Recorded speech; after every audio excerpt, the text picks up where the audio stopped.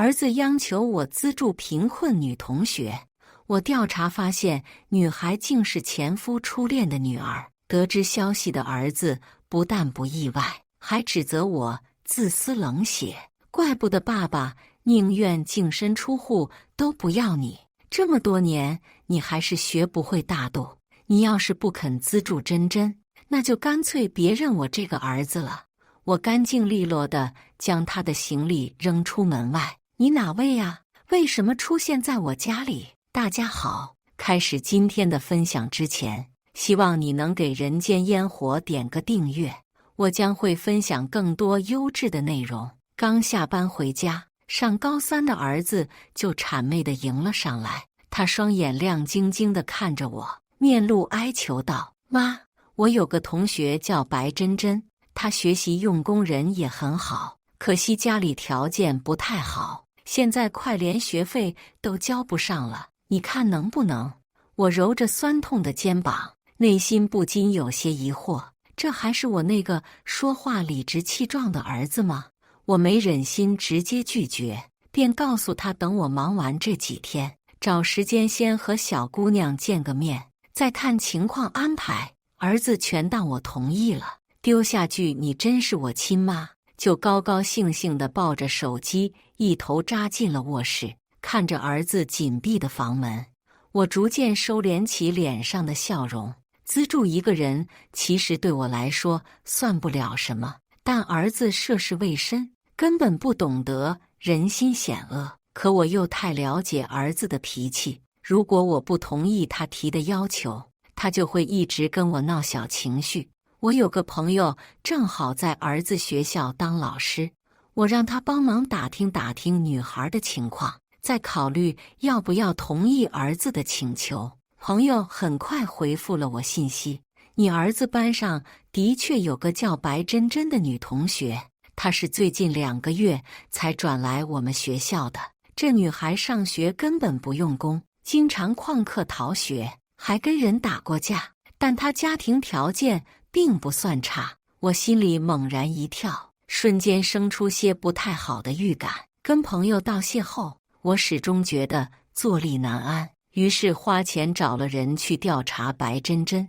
没想到这一查，还真查出些让我气得七窍生烟的东西。白珍珍竟是我前夫范伟阳初恋的女儿，他的初恋叫白雪柔，当年为了钱抛弃了范伟阳，嫁入豪门后生下了一个女儿，也就是白珍珍。结婚第7年，她老公意外破产，她便毫不犹豫地离婚，并且带走了白珍珍。也就是在那年，范伟阳开始背着我偷偷跟白雪柔来往，同时也对白珍珍关爱有加。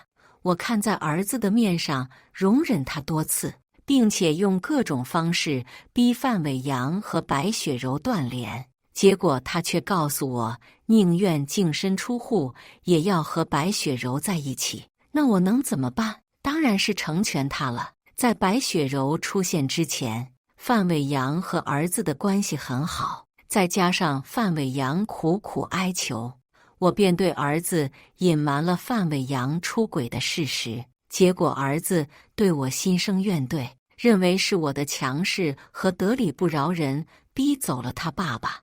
我知道范伟阳在儿子心中的光辉形象，不想影响他的身心健康，就想着等时机合适再告诉他真相。后来范伟阳举家迁去外地，我也没再跟儿子提起这事。谁知范伟阳莫名其妙就搬了回来，还非得让白珍珍跟儿子同班。我没去找范伟阳的麻烦，他道上赶着来给我晦气。勉强平复好心情后，我找到儿子，一脸严肃地告诉他，我拒绝资助白珍珍。儿子的反应比我预料中还要大，他气得直喘气，像是看仇人一般，恶狠狠瞪着我。你挣了那么多钱，让你帮帮我同学就不乐意了，真是自私冷血。我费了很大力气，才勉强压制住了给儿子一巴掌的冲动。她是你爸初恋的女儿，你爸当年就是为了他妈才跟我离婚的。谁知儿子听后居然嗤笑一声，气急败坏道：“我是骗了你，可那不也是怕你生气吗？怪不得爸爸宁愿净身出户都不要你。这么多年，你还是学不会大度。你要是不肯资助珍珍，那就干脆别认我这个儿子了。”我难以置信地望向暴跳如雷的儿子，原来他一开始就知道白珍珍是范伟阳初恋的女儿，居然还想着让我去做冤大头。虽然我隐瞒了范伟阳出轨的事实，但也隐晦地跟儿子提过范伟阳和白雪柔的事。儿子当时用那种充满怀疑的眼光看着我，似笑非笑道：“妈妈，虽然你的确没有白阿姨温柔漂亮，但也不能心生嫉妒，故意诋毁人家吧。”我气得双眼发黑，没想到过去这么几年，儿子仍然为了外人质疑我，还要逼着我资助第三者的女儿。我深吸口气，打算最后再挽留这蠢蛋儿子一次。当年的事我保存了证据，如果看完你还觉得你爸和白雪柔是无辜的，那妈妈无话可说。儿子皱着眉，若有所思看了我一眼，然后笑得更大声了：“你还真是把我当小孩子骗，P 图造假谁不会呀？你就是见不得爸爸一家幸福美满。爸爸都告诉我了，他当初本来是要带我一起走的，是你威逼利诱，还不允许他来看我，都是因为你自私虚伪，我才成了没有爸爸的孩子，被别人笑话这么多年，我真的恨死你了。”看着歇斯底里的儿子，我的眼泪突然就不受控制地流了出来。我和范伟阳是大学同学，我被他伪装出来的表象蒙骗，不顾家人反对和他结了婚。谁知婚后不到半年，他便一改勤劳踏实的模样，一声不吭地辞去工作，整天就窝在家里打游戏睡觉。我比范伟阳能力强赚的也更多，见我动了离婚的心思，他赶紧包揽了全部家务，美其名曰男主内女主外。恰巧那时我被查出来怀孕，我又属于不易受孕体质，舍不下肚子里的孩子，没想到这一心软，竟给自己埋下了这么大的后患。我胡乱擦掉脸上的眼泪，冷冷看着儿子：“只要你爸愿意要你，我随时可以放你离开。”儿子闻言，震惊地看了我一会，发现我不是在开玩笑后，他表情开始有些慌了，但嘴上还是不依不饶道：“爸爸现在遭受了一些困难，所以我才想让你资助珍珍妹妹的，一日夫妻百日恩。你不主动帮忙也就算了，居然还想把我丢给他，增加负担，你怎么能这么自私狠心啊？当你的儿子真丢人！”我紧咬着牙关，无力地看着张牙舞爪、恨不得我去死的儿子，心大概就是在这一刻突然冷下来的。这么多年，我疲于奔命，就是为了给他一个更好的生活。范伟阳从来没有给儿子花过一分钱，却凭着敷衍的陪伴和花言巧语，骗取了儿子信任和依赖。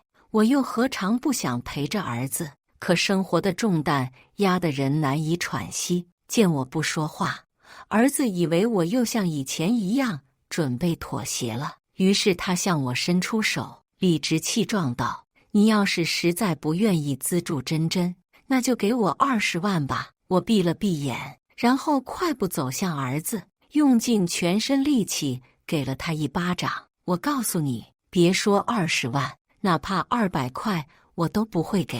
你要再敢帮他们一家说一句话，那你也给我滚出去！儿子被我打懵了，他捂着脸颊，难以置信地看了我半天，随即红着眼跑向了卧室。滚就滚，你可别求着我回来！我冷笑2声，慢腾腾地追着他进了卧室。儿子手上飞快地收拾着东西，但他眼神一直在偷偷瞟我，似乎认定我会开口挽留。但直到他将所有东西都打包好，我也只是双手抱胸，倚在门上，一言不发地看着他。儿子忍不住扭头看了我几眼，眼里的焦急怎么也掩盖不住。他试探着说道：“我告诉你，我要是走了就再也不回来了。我后退一步，给他让路，故意做出疑惑的表情。你哪位呀？为什么出现在我家里？儿子的脸色一下子变得难看至极，他咬着牙，恶狠狠地瞪了我一眼。你可就我一个儿子，没了我谁给你养老送终？我冷笑2声，跨步上前，抓起他的行李箱，扔到门外。没了你这种儿子，我只会活得更轻松。儿子或许这下才体会到骑虎难下是什么感觉。他无声地和我对峙了一会，但始终没有等到我的挽留。我甚至连一个多余的表情、眼神都没有给他。最终，他放弃了逼我就范，拖着行李箱气呼呼地摔门而出。看着儿子迅速消失的背影，我重重地叹了一口气。不管怎么说，他都是我怀胎10月辛辛苦苦养大的孩子，我不可能真的不管他。我给范伟阳打去电话，告诉了儿子要去找他的事。范伟阳立马就发出了尖锐报名：什么？当初说的好好的儿子你养，凭什么现在丢给我？我冷笑不已。不是你先搬回来找晦气，还唆使儿子逼我替你养女儿吗？电话那端沉默了一阵短暂的杂音后，白雪柔温软做作的声音传入我的耳朵：哎呀，姐姐，那你可就误会了，是你儿子非要帮助我们珍珍的，2个孩子都不小了，又是同班同学，你把他丢给我们实在不合适呀。这样吧，一会孩子到了，我们亲自把他送回来。我想也不想就拒绝了白雪柔。我已经联系班主任给他办理住宿了，你们直接送去学校就行。不等白雪柔回答，我立马挂断了电话，保存了通话录音，将范伟阳的号码重新拖入了黑名单。我能做的实在有限，但愿儿子能够看清范伟阳一家的真面目。毕竟我不会一直顾念着母子情的。看着空荡荡的房间，我的内心涌出一阵无力感，但并不是因为儿子，而是一种对过往人生的挫败感。我嫁错了人，没教育好孩子，更没活出过自我。但我很快又想通了，我已经尽到了做母亲的责任。既然儿子不领情，那我选择先做回我自己。打定主意后，我一口气订了半个月酒店，将房子挂网上出售，又向公司申请了休年假。可我还没快活2天，就收到了网贷平台的催收电话，说儿子欠了几万块网贷。除此之外，儿子的班主任也给我发来微信，说儿子旷课逃学。我双眼一黑。自从儿子离家出走后，我断了他的零花钱，只固定打给他生活费。但我并不认为仅凭他自己的欲望能在短时间欠下几万块网贷，这是肯定和范伟阳一家脱不开关系。我只能中断旅行，火急火燎赶去了范伟阳的家里。门是白珍珍开的，小姑娘化着浓妆，嘴里不停地嚼着口香糖。我刚表明身份，说出来意，她就嫌弃地翻了个白眼，不耐烦地侧身让我进了门。客厅里，儿子和范伟阳光着上半身，正在热火朝天地打着游戏，嘴里还不停吼叫着。而我那个从不抽烟的儿子，手指间夹了根燃了一半的香烟。见我进屋，白雪柔立马走到儿子身边，柔声细语地劝说儿子：潇潇，你妈妈来带你回家了，别不理她呀。儿子摘下耳机，扭头诧异地看了我一眼，脸上瞬间露出了势在必得的笑容，仿佛吃定了我是来劝他回家的。儿子阴阳怪气道：哟，这位阿姨，是什么风把你吹来了呀？我们家可不欢迎你。我气笑了，看着摆在客厅里还没被清理出去的电脑外包装，以及一些崭新的家具，我突然就明白抠搜范伟阳为什么允许儿子留下来了。白雪柔母女幸灾乐祸的眼神始终跟随着我，范伟阳则是冷漠地看了我一眼，又扭头继续打游戏。见我不说话，儿子故作潇洒地掸了掸烟灰。收到催债电话了，对吧？你要还不肯帮忙，我就继续借网贷，学我也不去上了。我看你怎么办？我花了那么多钱给儿子补课，给他报各种兴趣班，到头来他却觉得书是为我读的，各种技能是为我学的，儿子的奚落还在继续。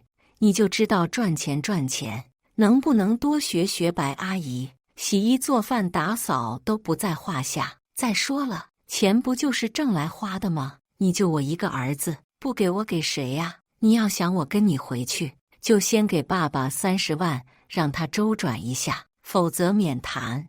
我用看智障的眼神看着儿子，皮笑肉不笑道：谁说我是来劝你回去的？你欠的网贷我是不会替你还的，而且你已经18岁，还贷的责任落不到我头上了。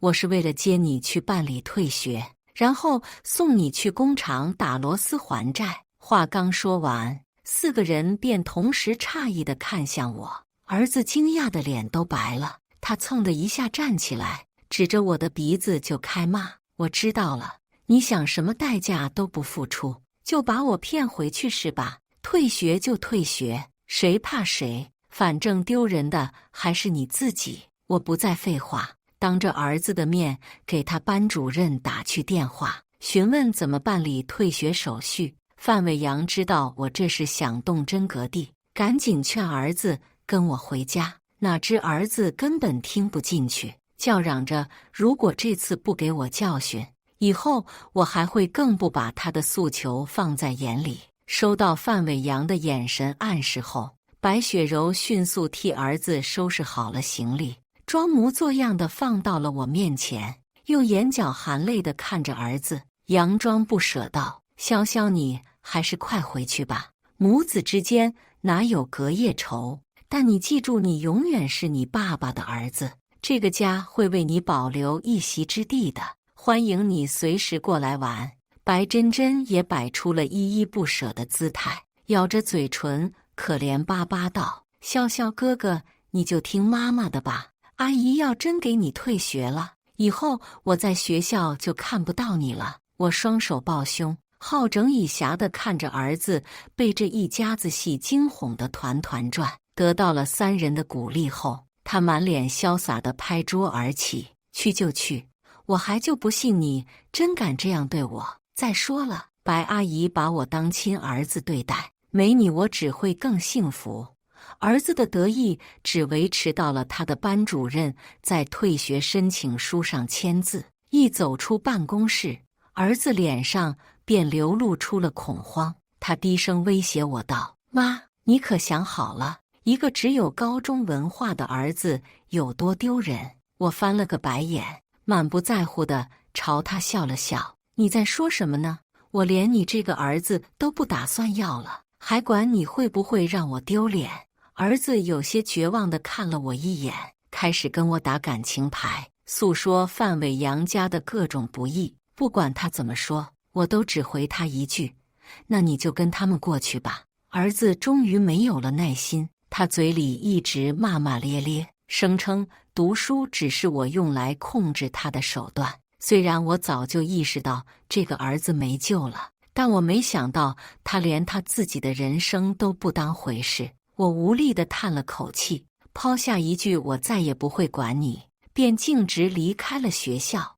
我的中途离开在儿子眼里成了变相的妥协，他从此活得更加肆意了。他不再去学校，每天窝在范伟阳家里打游戏睡觉，抽烟喝酒，也越来越娴熟了。除了学这些坏毛病，儿子还疯狂地迷恋上了白珍珍。为了讨好她，儿子每天形影不离地追随着白珍珍，像条狗一样被使唤来使唤去，哪怕只是帮忙拧个瓶盖，都像得到了莫大的奖赏。白雪柔母女随便夸他2句，他就像条犁地的牛一般，将家务活一股脑地全揽在身上。那个在家连倒了的扫把都不扶的儿子，在范伟阳家竟学会了做饭打扫。范伟阳得意洋洋跟我转述这一切时，我只觉得更加心寒了。这些年对儿子的培养和付出，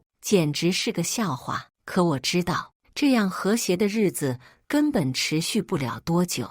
儿子将借款全部挥霍一空后，范伟阳一家开始明里暗里地劝他回家了，甚至还对着他茶言茶语道：“哎，真不敢相信世界上真的有这么狠心的妈妈，一点儿也不过问儿子的死活。”儿子一听，立马就委屈了，想要打电话问我要钱，结果我发现微信被删除，电话被拉黑，他脸色难看至极，如实地跟范伟阳一家说了我的所作所为。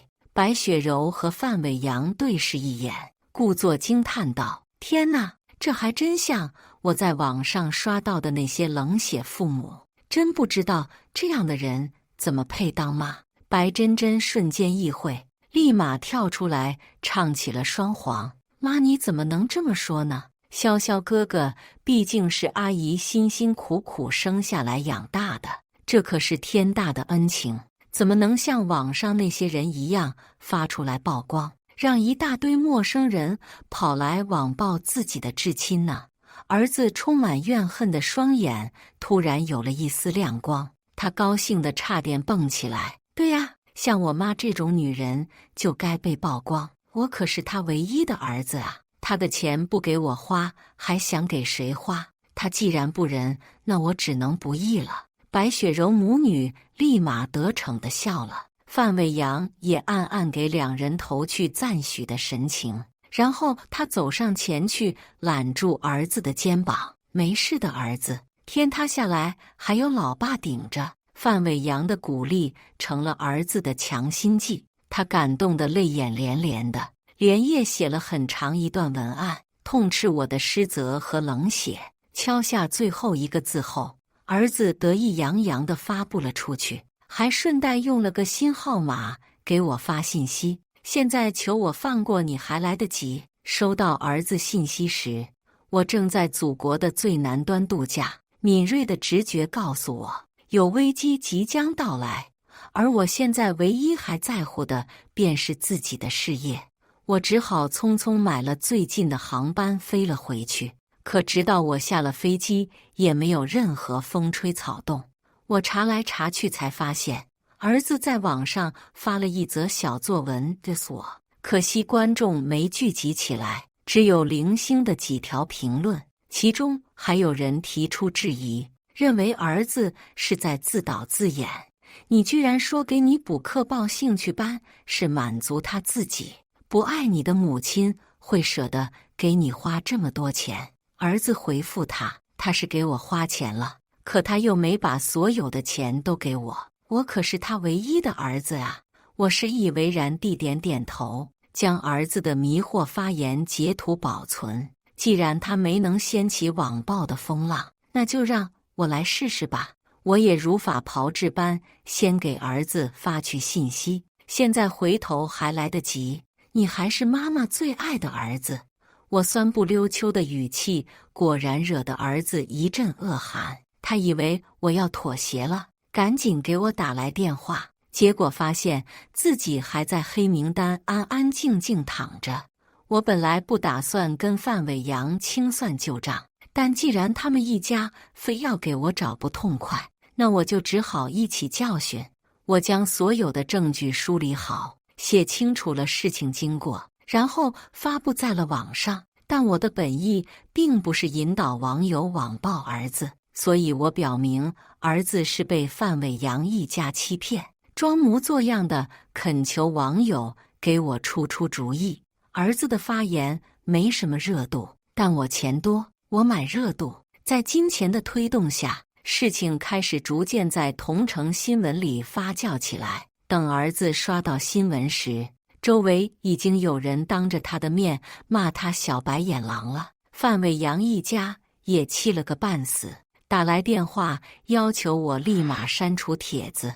我任由他们发疯咆哮，根本不做任何回应。和我预想的一样，事情被曝光后，范伟阳一家和儿子逐渐生出了嫌隙。他在客厅里疯狂翻着那些攻击他的评论，嘴里不停骂着我是个胡说八道的疯女人。尽管儿子已经看完我发布出来的所有证据，还是坚定地认为我在撒谎造假。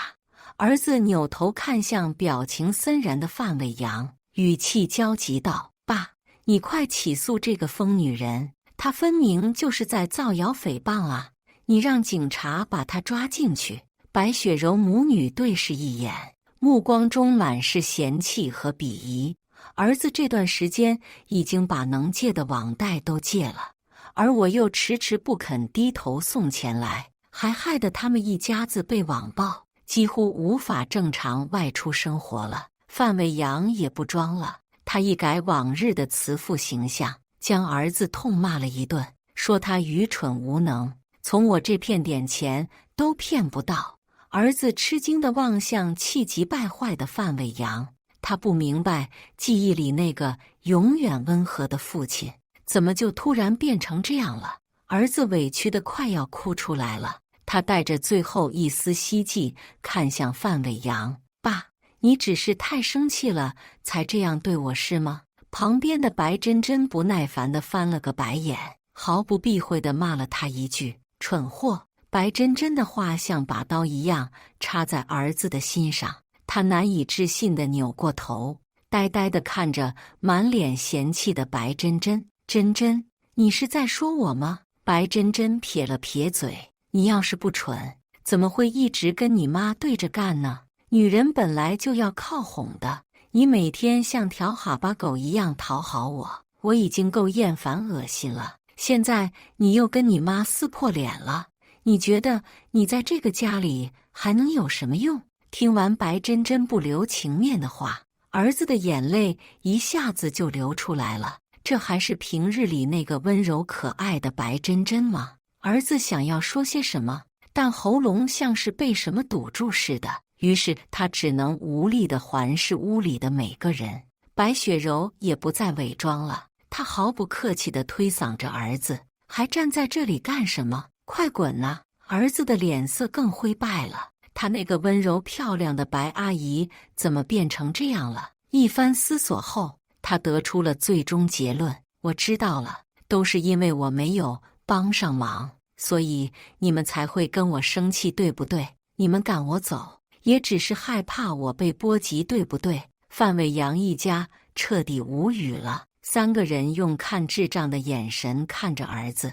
儿子却错把沉默当成了默认，当即就喜笑颜开，笑着握住了白珍珍的手：“谢谢珍珍提的建议，我这就去把我妈哄好，你们等我。”说完，他欢天喜地地收拾好行李，依依不舍地跟范伟阳一家告了别，像是要去进行伟大革命般，表情很是英勇就义。儿子一回家便发现，那个我为他而买的学区房早早就卖给了别人。他拖着行李箱，气急败坏地去公司找我，结果保安一听是我的儿子，说什么都不让他进。真不知道怎么会有你这么不知足的小崽子。你知道你妈为了你有多拼吗？最早来公司，最晚下班，最难搞的业务只有她抢着干。她从没在我们面前抱怨过你一句，话里话外都把你当作骄傲。谁知道你竟是个小白眼狼。听到保安的控诉，儿子愣住了，他面露怀疑地看着保安：“是我妈让你这样说给我听的吧？”保安像看傻子一样看了儿子一眼，无奈地摇了摇头，怎么都不肯搭理他了。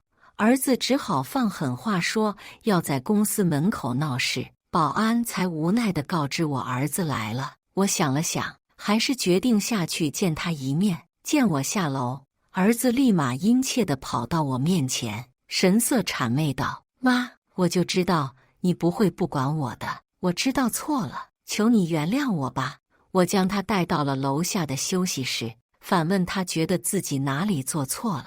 儿子转了转眼珠子：“我不该跟你对着干，是你千辛万苦把我养大，我应该和你统一战线。”看着儿子故作坚定的目光，我无奈地摇了摇头。你知道我是在哪一刻真正放弃你的吗？你跟你爸说，其实你知道当年我们离婚的真相，但为了能让我对你愧疚，才故意装作不知道。你说就算是你，也会选择白阿姨这样温柔可人的妻子，而不是强势又只知道工作的我。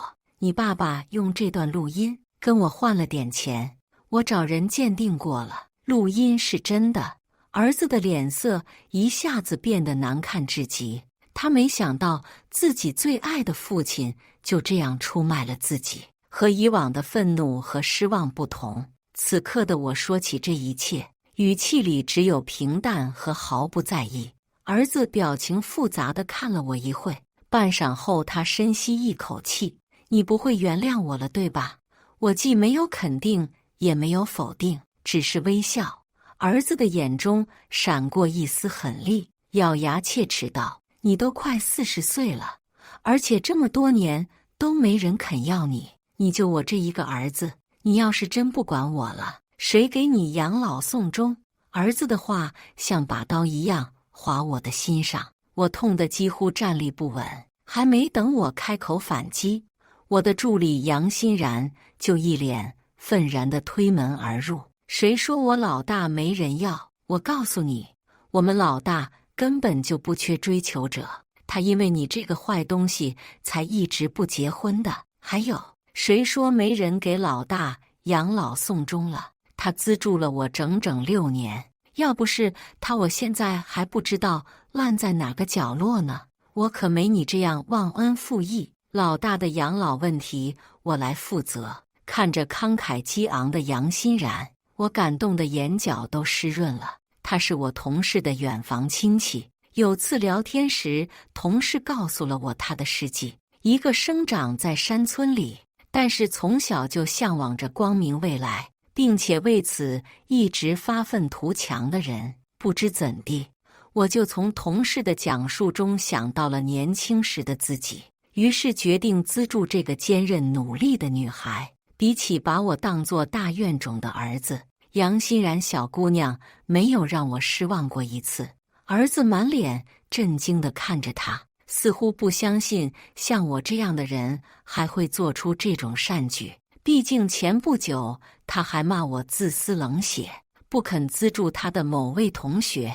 我缓和了下胸腔中复杂的情绪，表情平静地看向儿子：“你的学籍我拜托学校帮你保留了，我可以供养你到大学毕业。除此之外，我不会给你多余的钱，也不需要你养老。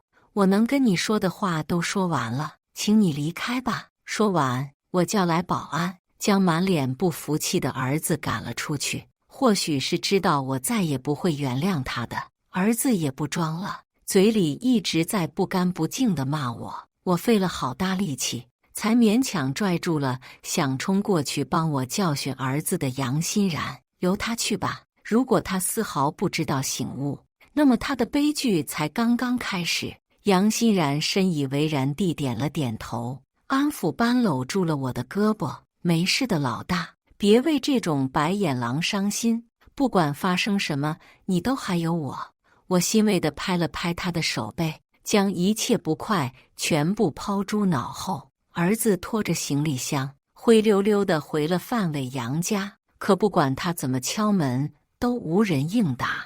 他又不死心地给范伟阳一家挨个打去电话，结果发现3个人全部把自己拉黑了。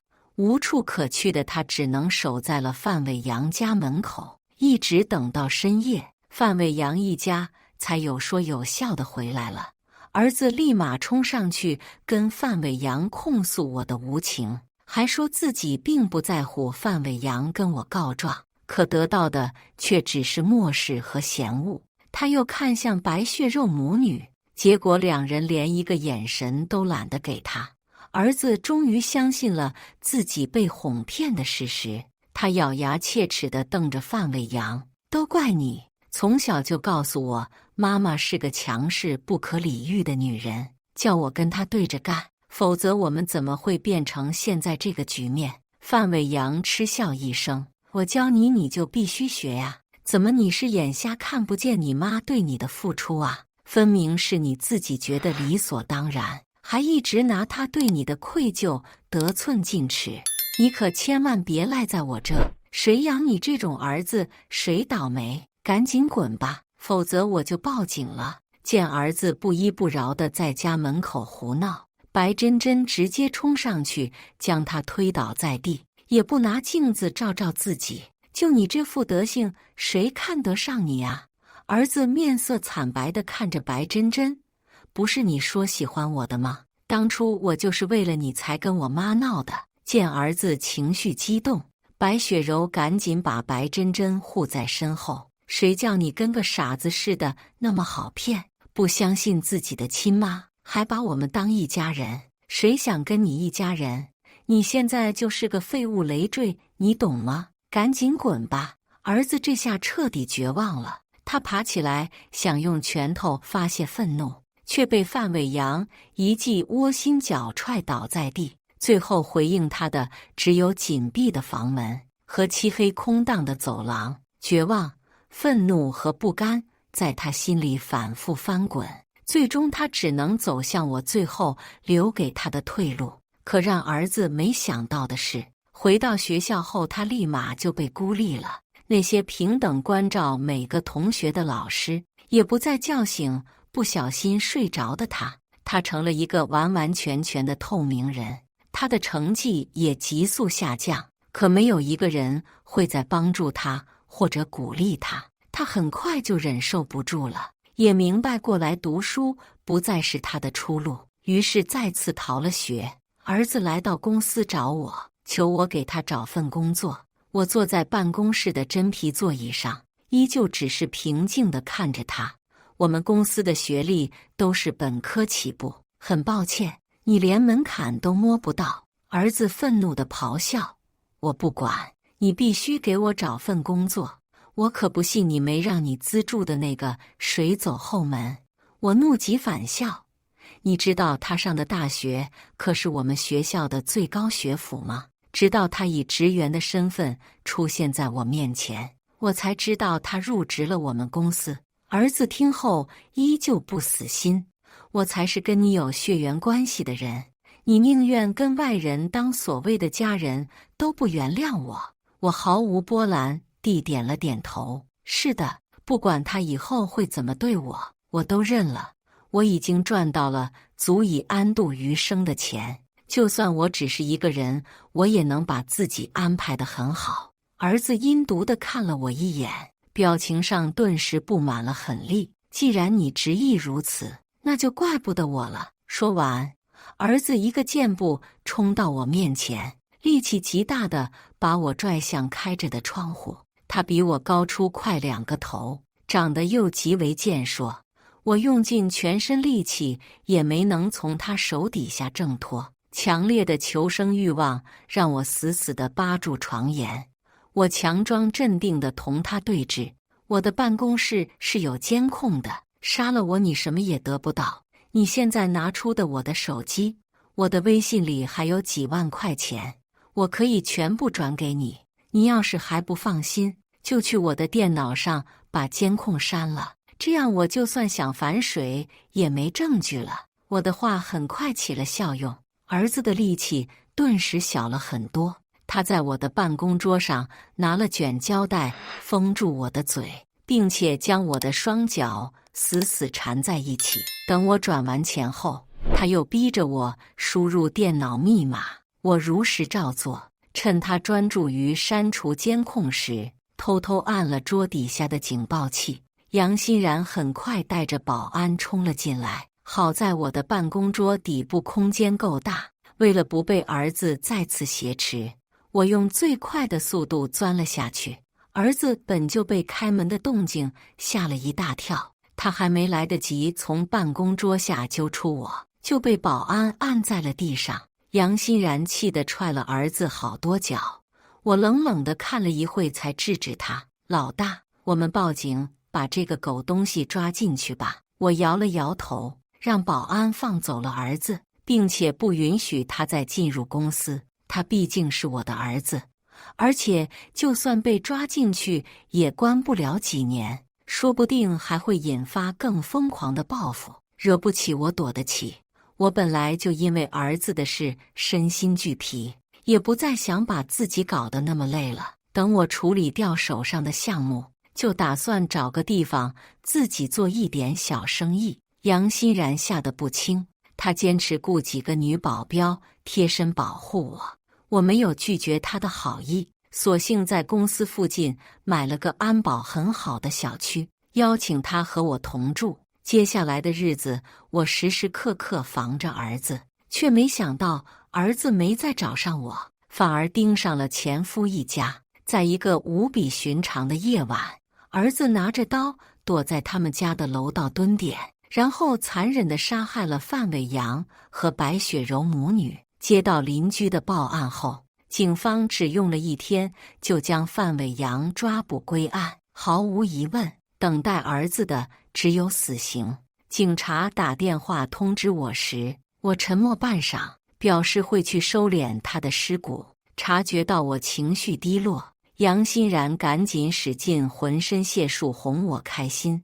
我疼惜地揉了揉他的头发，转身进了卧室，痛哭一场。我想，这是我最后一次为儿子落泪了。以上就是今天分享的故事，大家有什么想说的、想吐槽的，欢迎在下方评论交流。也更希望能给人间烟火点个订阅，我将会分享更多优质的故事内容。